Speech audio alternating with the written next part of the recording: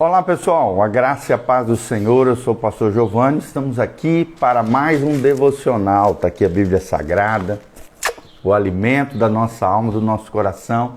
Todas as manhãs estamos aqui estudando a palavra de Deus, a fim de que possamos aprender princípios e valores do reino de Deus que possam abençoar a sua vida. Amém? Então estamos aqui em 1 Reis, capítulo 18, é o texto que nós vamos falar aqui. Elias se apresentando diante de Acabe e lançando o desafio no Monte Carmelo, tá bom? O desafio no Monte Carmelo.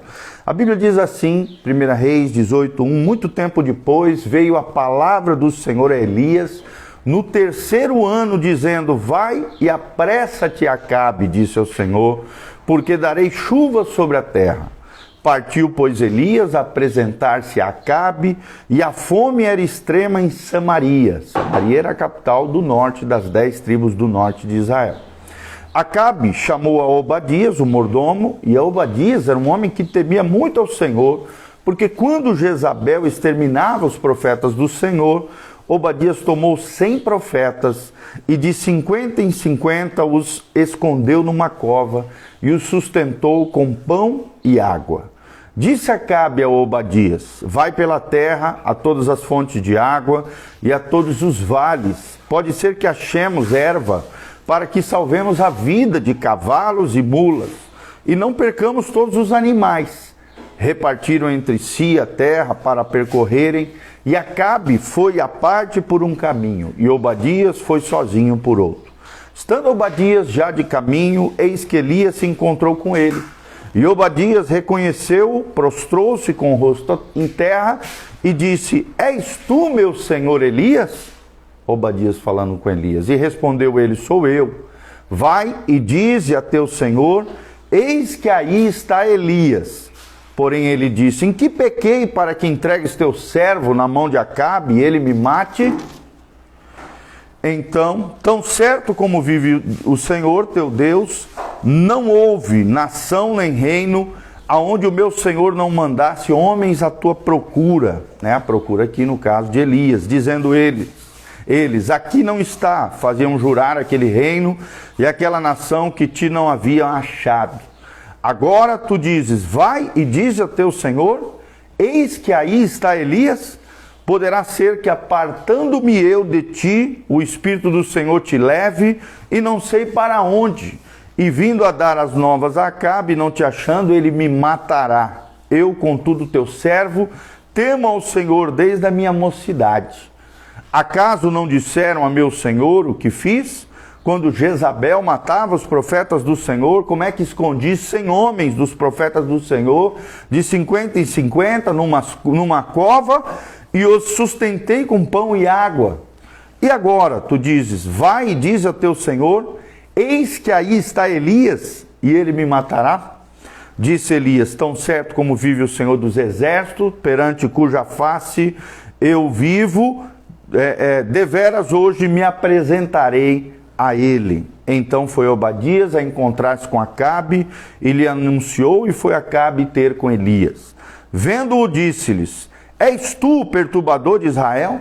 Respondendo Elias, disse, eu não tenho perturbado Israel, mas tu, Acabe, e toda a casa do teu pai, porque deixastes os mandamentos do Senhor, seguistes a Balaim, que eram deuses falsos daquela época. Agora, pois, manda juntar a mim todo Israel no Monte Carmelo, como também os 450 profetas de Baal, e os 400 profetas poste-ídolos que comem da mesa de Jezabel. E logo em seguida, a partir do 20 até o 40, nós vemos esse confronto entre Elias e os profetas de Baal no Monte Carmelo. Mas vamos falar um pouquinho quem foi Elias. Elias, né, mesmo estando sozinho, sempre falou a verdade, porque mesmo estando sozinho, ele não estava sozinho, ele estava com Deus. O profeta Elias sabia a respeito da idolatria em Israel e da maldade do rei Acabe e da sua esposa Jezabel. Ele sabia que o tempo do juízo divino havia chegado. E também sabia que seca e fome estavam prestes a devastar todo o Israel, que são as 10 tribos do norte, capital Samaria. Ele sabia porque ele mesmo havia anunciado o juízo de Deus para Acabe e para ali a sua casa.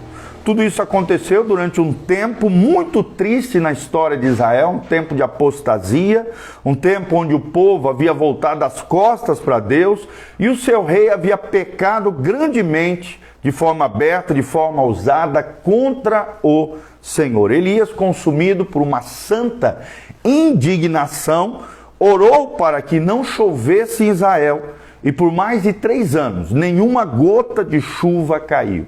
Riachos secaram, colheitas foram perdidas e frustradas, pessoas morreram de fome, tudo isso por causa do juízo de Deus e o pecado dos seus líderes, aqui no caso Acabe e a sua esposa perversa, devassa e imoral Jezabel. Mais tarde, absolutamente sozinho, nós vemos o profeta que ele estava no monte encarando 950 falsos profetas, profetas de Deus e falsos, de Balaíns, profetas de Baal, dando o povo uma prova aqui visual de impotência desse Deus fraco, desse Deus mentiroso que era esse Deus falso, Deus dos Balaíns, Deus de Baal e os profetas falsos de Azera. Em uma demonstração espetacular como um profeta de Deus, de temor ao Deus único e verdadeiro, nós vemos Elias clamando por fogo do céu. E então ordenou a execução dos profetas de Baal, os falsos profetas de Jezabel, dessa rainha terrível que levou Israel e também o próprio Acabe a se desviar do Senhor. Imagine quanta coragem seria necessária para um homem solitário pedir o juízo sobre o seu próprio povo e confrontar um rei malvado, estando diante de centenas de falsos profetas, desafiando a piedade, a dedicação deles aos seus falsos ídolos. Embora, é claro, o Senhor tenha levado Elias ao céu havia muito tempo, 2 Reis 2:11 fala sobre isso, esse profeta corajoso ainda hoje proclama que verdadeira liderança pode significar estar sozinho, somente com Deus, e falar a verdade, doe a quem doer, sempre. É o que nós aprendemos aqui com Elias. Então nós vemos uma característica tremenda na liderança de Elias, na vida, na pessoa de Elias, que é a coragem. Nós aprendemos que o fogo e a paixão de Elias atraíram outras pessoas novamente ao Senhor. Então não somente as multidões viram o fogo de Deus em Elias, mas o viram imediatamente também agindo debaixo do seu ministério profético.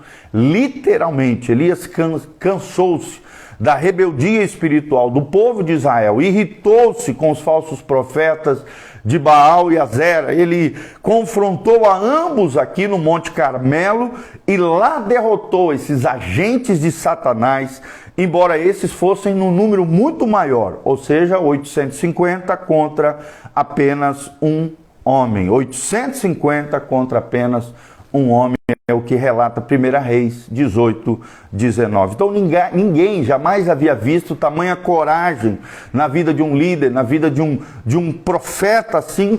Nos tempos de Israel, das 10 tribos ao norte de Israel, nós vemos que, claro, anteriormente já sim, quando Israel ainda estava unificado, nós vimos Davi lutando contra Golias, muitos anos antes. Semelhantemente, o coitado Davi, Elias confrontou o inimigo com paixão, assim como seu pai aqui na fé, Davi, o homem segundo o coração de Deus. Diante de Golias, Davi parecia ser um coitado, mas diante de Deus ele era um grande homem, um homem de coragem. Então vemos aqui Elias pegando a mesma pegada, a mesma coragem de Davi, confrontando o inimigo aqui, 850 falsos profetas de Azera e Balaíns, tá? Seus olhos beberam da grandeza de Deus, porque ele era um homem que tinha intimidade com o Senhor e não se impressionou com o número dos seus inimigos aqui, 850 falsos profetas de Jezabel. Essa visão celestial provocou um fogo divino que alimentou o seu interior, o seu coração, a sua coragem diante do Senhor e diante de todo Israel, diante de Acabe. Então, líderes sempre precisam de coragem. E eu estou aqui para dizer para você, meu irmão, você que está me assistindo, Coragem, meu irmão, coragem. Se Deus é por nós, quem será contra nós? Ninguém deseja, claro, provocar mudança se não vivemos numa atitude de coragem diante de Deus. A coragem incendiou o coração de Elias. Por quê? E eu vou ensinar 3 coisas do porquê a coragem incendiou o coração de Elias. Primeiro, porque a sua resolução excedeu as suas reservas. A sua resolução excedeu as suas reservas, ou seja, a sua convicção em Deus. Embora os inimigos fossem muito mais numerosos, Elias resolveu que Baal tinha que ser confrontado a qualquer custo. E ele não teve medo nenhum, pelo contrário, encarou esse falso ídolo, esse Deus falso e os seus agentes secretos, que eram os falsos profetas de Baal. Em segundo lugar, os seus desejos excederam o seu desespero.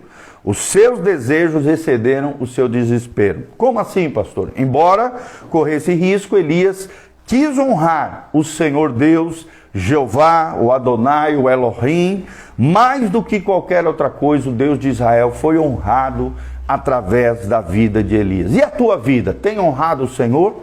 Você, com a tua coragem, com a tua atitude de fé, você tem honrado o Senhor Deus Todo-Poderoso? Segundo lugar, os seus desejos excederam o seu desespero. É claro que ele tinha um pouco de medo, ele era homem, ele era uma pessoa normal, mas a sua coragem sobrepujou os seus medos. Em terceiro lugar, a sua compaixão excedeu as suas queixas. Ou seja, embora Elias odiasse a atitude do povo, se extraviando de Deus, apostatando ao Senhor, ele quis que esse povo novamente encontrasse e seguisse Javé, né? Jeová aqui, o nosso Deus, o Senhor Todo-Poderoso. Então, a sua compaixão excedeu as suas queixas. 3 princípios de coragem que levaram Elias a fazer o que ele fez. Primeiro, a sua resolução, a sua convicção excedeu as suas reservas, né? O seu amor com relação à sua própria reputação, à sua própria pessoa, à sua segurança pessoal. Segundo lugar, os seus desejos excederam o seu desespero. Elias desejava ter novamente Israel voltando-se para o Senhor. Ele quis honrar o Senhor e Deus o honrou através da sua fé. Em terceiro lugar, a sua compaixão excedeu as suas queixas. Em vez de ficar reclamando, murmurando sobre aquilo que estava acontecendo com Israel, ele se posicionou em Deus e, movido por compaixão, fez toda a diferença na sua época, tá bom? Então, que desça o fogo de Deus nos nossos corações, com coragem, com graça, com ousadia. Nós vemos que quando Elias adorava e orava absolutamente sozinho naquele monte, o Monte Carmelo, ali ele reuniu em Deus coragem suficiente para invocar o fogo do céu. E desceu o fogo do céu, o fogo no interior dele, puxou o gatilho para o fogo de Deus que desceu do céu, derrotando decisivamente a Baal e seus falsos profetas. Isso levanta uma boa pergunta para nós hoje, para os cristãos atuais. Quando é que o fogo descerá sobre você, sobre o teu coração, sobre a tua vida? De acordo com Elias, o fogo vem através de 10 situações. Primeiro, quando estamos convictos de que a nossa mensagem procede de Deus.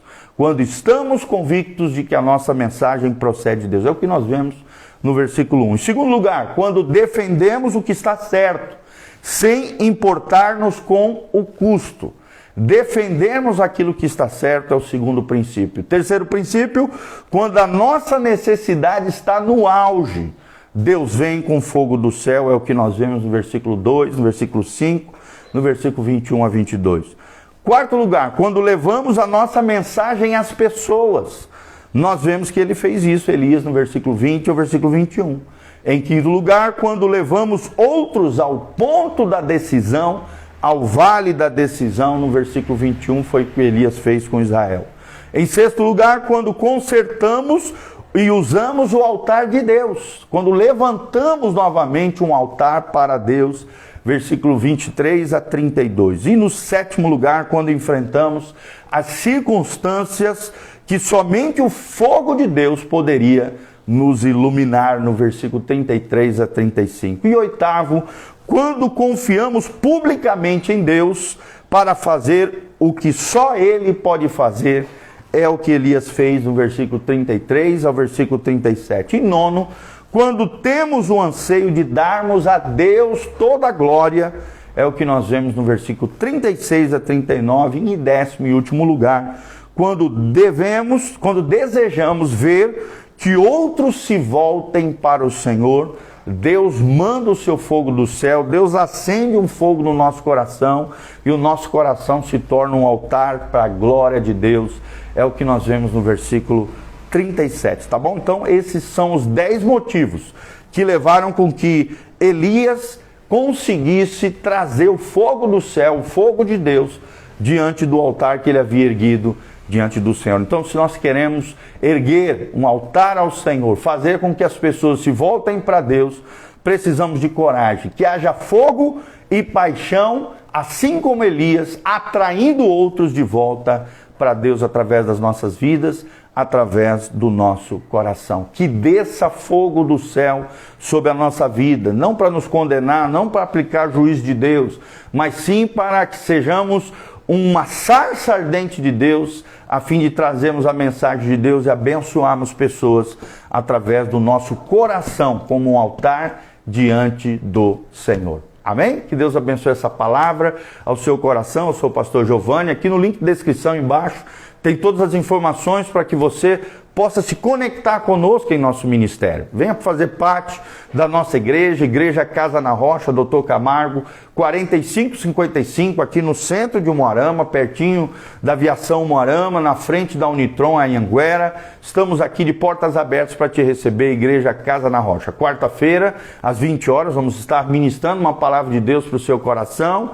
Também no sábado nós temos o culto da juventude, às 19 horas, e no domingo 2 cultos, às 9 horas e às 19. Mas nesse domingo em especial, teremos culto apenas às 9 horas da manhã, por causa da virada do Natal, tá bom? Vem estar conosco, é uma bênção a nossa comunidade, a nossa igreja. Dá um joinha, aperta no like, siga o nosso canal no YouTube aqui, compartilhe esse vídeo através de outras pessoas, e no link de descrição também tem todas as informações para que você possa semear, se levantar como um cooperador fiel nessa obra linda que Deus está fazendo. Desde já nós agradecemos de todo o coração o carinho, o afeto, o amor, a semeadura dos irmãos, e que Deus abençoe a sua vida e o seu coração, em nome de Jesus.